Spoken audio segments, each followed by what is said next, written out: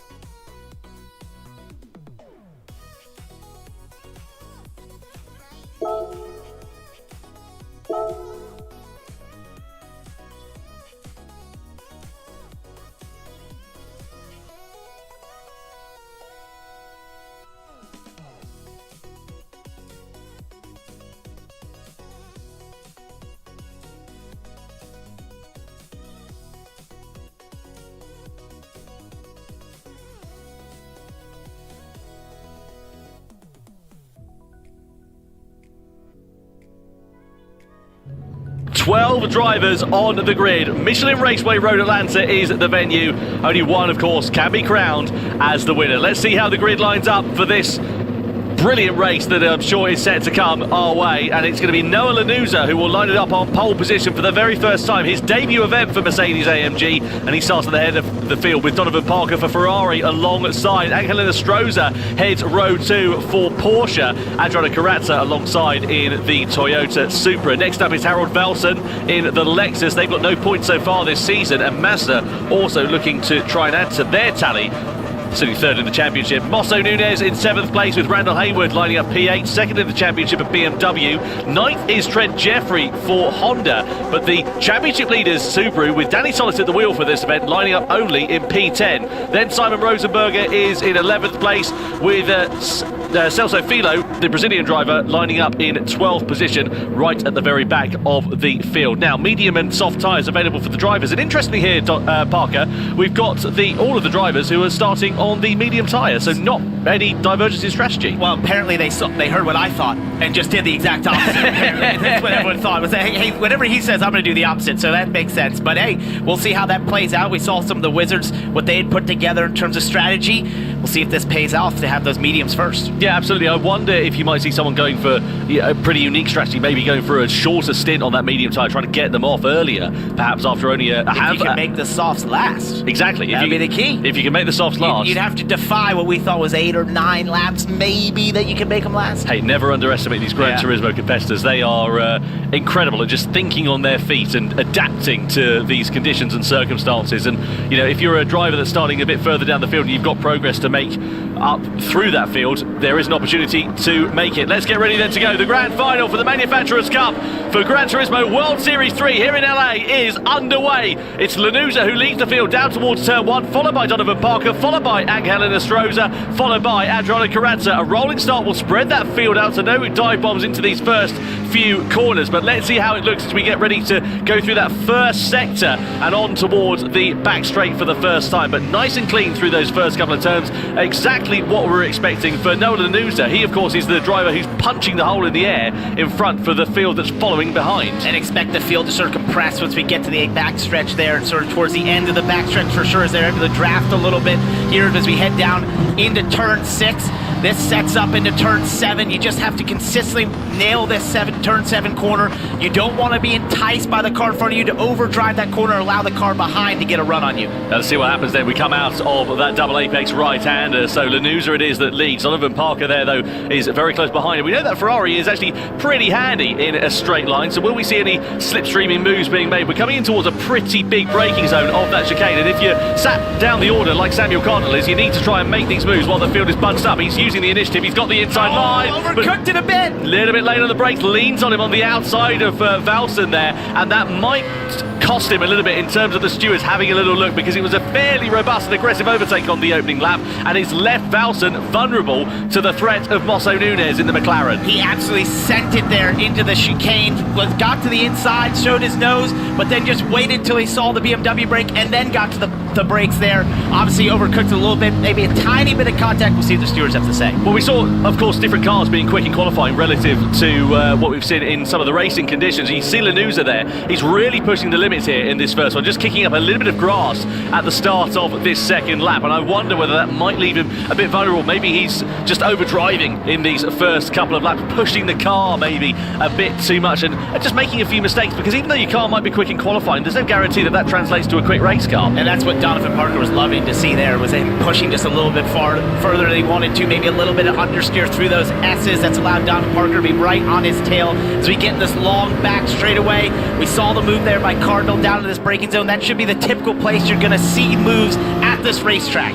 Yeah, let's have a look then. Donovan Parker with the slipstream, with the advantage, and with now the race lead. He comes into the chicane, and now it's Ferrari and Donovan Parker in front. So the USA lead here in Los Angeles with the Italian machinery. Down in towards the final couple of corners we're about to come, and Corazza is right on the back bumper of Angelina Stroza, who's in that unfortunate position of trying to attack, but also having to look at his mirrors to try and defend at the same time. Corazza's got the inside line into turn 1. That's a tight one. Yeah, you can't really make a move stick through there unless you've got a winning dance partner, and Corazza Carrazza fairly robustly gets his way up and into third place for Toyota. That was beautiful. Great racing by both drivers to give a little bit of room there for Nostroza and Carrazza there to get to the inside and stay committed to turn one. That's a really tough pass to make, but they did it easily. It's sort of a bit of a stalemate where all the drivers have now started on this medium tyre. I have to say I am quite surprised for that, because if you're Subaru, if you're BMW, you need to make the progress while the field is bunched up, you would have thought, and surely going for the soft tyre would have maybe been a different strategy. I suppose the converse to that is that you're going to be on a slower competitive tyre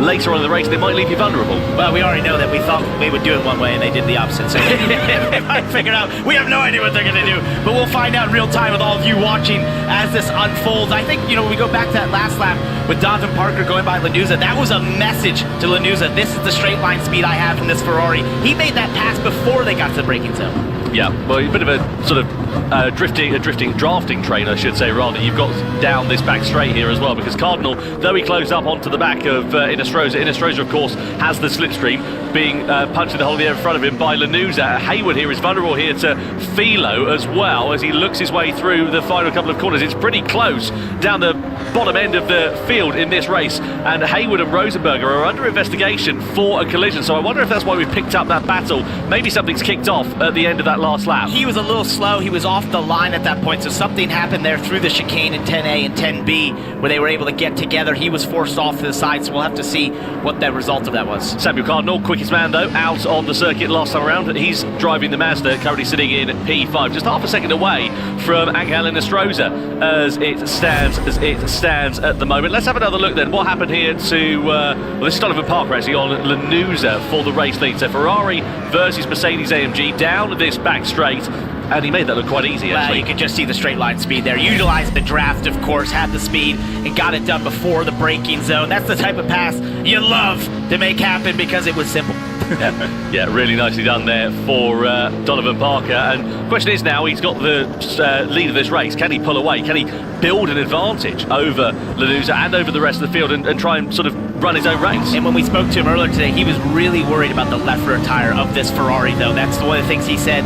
I know it has the speed, but I'm worried about beating up that left rear tire, especially through turn one. This final corner here, you see it's the kart puts a ton of energy to the left side. These are high speed, highly committed corners that just abuse that left side tires, and therefore he's just definitely thinking about taking care of that left rear. Yeah, no doubt about it. So through the first sector we go, and this is what we're used to seeing in these sort of longer form races. About 45 minutes in total we're expecting from lights out to the checkered flag. And it's going to be interesting to see how this one will work out, because you end up with a bit of a slower start to the race, but then it really comes alive at the end as you get the divergence in strategies. What we're expecting, about 8 laps or so on the soft compound of tyre, whereas on the medium side they'll go a little bit longer, but of course they don't have the same pace underneath them. They're about 0.8 of a second or so a lap slower than them. Of course everyone's on the same compound of tyre now, but are you going to get someone maybe diving into the pits early? If they can eat those soft tyres out just a lap or two longer, that could be the difference between winning a race and losing it. Yeah, who's willing to be the riskiest and be first on those soft tires is really the game here right now. Is how far do you want to push these mediums, and then how early do you dare get on those softs and hope that they can last as the field compresses again down in the backstretch chicane. There's 10A, 10B into the final corner. You can just see how the draft keeps these cars so compacted right now, and it just puts the pressure on someone like Donovan Parker, who's trying to run his race, focus on his lines, hitting his marks right now, but knowing that if he has any mistake there off of turn 7, they're there to pounce. Carrazza on the back of Lanuza. The problem is though, it's such a one-line first sector here though, isn't it? You can't find your way through there. Well, we saw the pass he made into turn 1, which was excellent, but once you get to turn 2 or 3, it'd be a massive mistake by the driver in front of you if you're going to get there. Here's Simon Rosenberger down in, this is how he got into Haywood, just outbroke himself. Haywood was an innocent bystander there, turned into the corner already. You can see him shaking his head. It's not what you want to do. No, big disappointment there for Randall Haywood, and you wonder whether the stewards might be taking a look at that. I have to say, also for Subaru and for Danny Solis, it's not going his way at all. He's 5 seconds now off the back of Simon Rosenberger. Made that 10 seconds. He's clearly made another mistake on this lap, and he's just dropping like a stone, and clearly he is struggling out there on the circuit, and that's not what Subaru needed, because this could be a race that if they finish down there, they'll of course be scoring no points, and it could cost them the lead of the championship going into the World Finals. on board here, or looking rather, I should say. Adriano Carazza in third position, and Helena Stroza sitting there in P4 for now. You can see the tyre wear at the moment. First chance really to look at it. The front-engined rear-wheel drive car is actually looking pretty even compared to some of the mid-engined rear-wheel drive layouts that we've got. The sort of big outlier really is Donovan Parker, who's got a bit less rear tyre relative to the other drivers who were close behind. And he told us that's what he was worried about with this Ferrari, and sure enough, it's showing up right now. You can see there was only 2 cars that were below the 70 percentile there on the rear tires, and he was one of them, down at 68 as we got off that graphic. So definitely abusing those rear tires right now, and that means he's just having to drive that car as delicately as he possibly can. You're trying to basically extract speed, but just not slide the rear tires, not put energy through the rear tires. It's an incredibly tough thing to do no matter what race car you're driving. At a racetrack like this, where it's putting a lot of energy through those rear tires, you just have to try and drive that car as straight as possible. Yeah, no doubt about it. Looking here then at Adriano Carazza, we ride on board as he has got a face full of Noah Lanuza. We come down this back straight. Inestrosa and Cardinal sitting pretty close there behind and just doing a good job of keeping them honest. So for some of these teams here, Parker, looking at the standings going into this one, of course Subaru, as we know, they lead it by 2 points over BMW. Nissan though, they're only half the points away from Subaru, for Mazda, for Porsche. There's a great opportunity for some teams to capitalise here. There is, especially what we saw in qualifying. That was really what opened everything up for a lot of these teams that have struggled in the first 2 events to have this chance in the 3rd event. As we look at Carazza, look at the inside, Lanuza again, he's been doing that lap after lap, just poking that nose here into 3. Not really a passing attempt as much as a message. Hey, I can get there if I want to. I can put that little bit of pressure, and he now falls a little bit back as we go through the S's. He's definitely stronger through that turn 1, turn 2 complex, but does sort of lose a bit of time as we go through the S's into 6 and 7.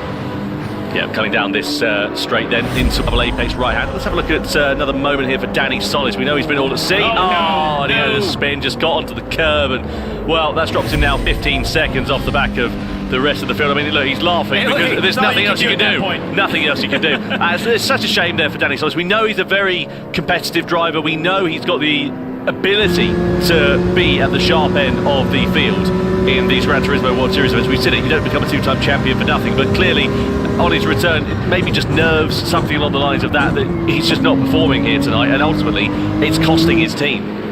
I just love how you see these battle trains occur in these GT3 cars, and it's not dissimilar to real life. You see this all the time. Having raced in GT3 before earlier this year at the Rolex 24 in Sebring, it was like this all the time. You're in these trains of cars. The way these cars are is just they're so closely aligned. The BOP matching does a great job of creating the performance to be so close between the cars, and you get in these trains like this, and it's such an intense form of racing. You've got sort of a race of 2 halves here at the moment, haven't you? You've got the first group of 7 drivers who are all half a second or so relative from one another. Then you've got another 4.5 seconds back to Randall Hayward, who's then got Philo, Jeffrey and Rosenberger relatively close behind. So it's interesting to see how this race is going to play out. And again, I wonder for those strongest start to this race whether they might try and do a different strategy. This is Philo's move, meanwhile, on Randall Hayward, coming down and in towards that chicane. Nicely done. Used the advantage of the slipstream, took to the inside, and then got through and took that position quite nicely there for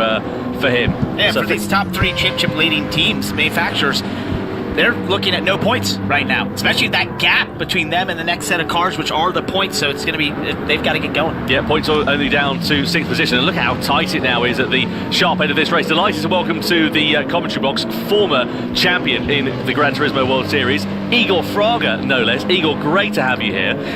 First of all, I've got to ask, what do you think of this race? Because it looks like it's going to bubble up to be quite a nice one. I mean, you've got 7 drivers separated by a hair's breadth. Yeah, so like all the cars' performance, all the drivers' performance have been being really, really close since qualifying. I think Mercedes nailed the qualifying, but the pace, the race pace itself, it's been really, really similar, and all of them are trying to kind of stay together in the pack, so they have a chance at the end of the race to really gain some positions. What's the key going to be able to win this race? If you're sat there now, for example, you're Adriano Carazza, you're not leading the race, but you're in a good position. How do you turn this race into something that you can win? Yeah, so I think I think Donovan Parker's pace has been really good, so everyone is following him. So it's gonna be difficult to do something right now, to be honest. Maybe I'll try to do something just before going to the pits and changing tires. So after I'm back onto the track, then I can stay behind the fastest car of the race, basically.